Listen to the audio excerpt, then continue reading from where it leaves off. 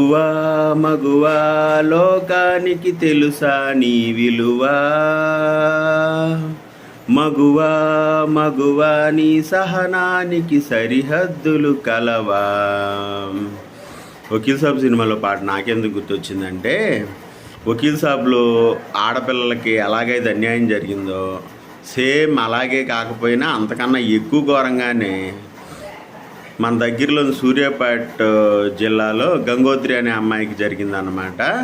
ఆ అమ్మాయి డిగ్రీ చదువుతుంటే కేసుబోయిన మహేష్ అనే ఒక పోరంబోకు ప్రేమ పేరుతో లొంగ తీసుకుని శారీరకంగా కలిశాడు, తన కోరికలన్నీ తీర్చుకున్నాడు. ఫలితంగా ఆ అమ్మాయి గర్భవతి అయింది. గర్భవతి అయిన తర్వాత పెళ్లి చేసుకోమని అడిగితే నేను నిన్ను పెళ్లి చేసుకోవడం ఏంటి, నువ్వెంత, నీ బతికెంత అని చెప్పి ఆ అమ్మాయిని దారుణంగా మానసికంగా హింసించేసరికి ఆ అమ్మాయి తనకెటు న్యాయం జరగదో, అన్యాయం అయిపోతానని తెలుసుకుందో, లేదంటే సొసైటీలో పరుగు పోదనుకుందో తెలియదు, కానీ గర్భవతిగా ఉన్నది తను చనిపోయింది, గర్భంలో ఉన్న బిడ్డనే చంపుకుంది, ఆత్మహత్య చేసుకుని చనిపోయింది అన్నమాట. చనిపోయిన తర్వాత మనోడు తెలివిగా ఏం చేశాడు, చక్కగా వెళ్ళి కోర్టులో లొంగిపోయాడు. ఆ మరణానికి కారణం నేనే, అది ఇదని చెప్పి లొంగిపోయి చక్కగా బెయిల్ మీద బయటకు వచ్చేసాడు. బయటకు వచ్చేసినోడు ఏమన్నా మామూలుగా ఉన్నాడా?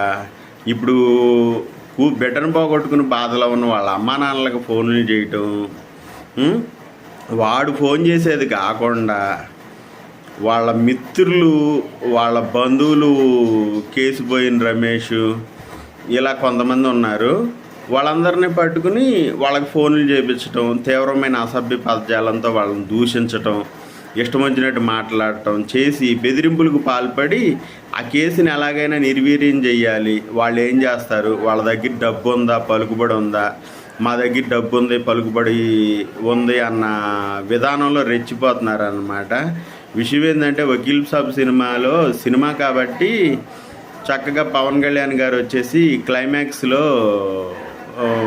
వాళ్ళ కథ సుఖాంతం చేశారు, వాళ్ళ తప్పులేదని నిరూపించారు. కానీ ఇక్కడ నిరూపించడానికి ఎవరున్నారు?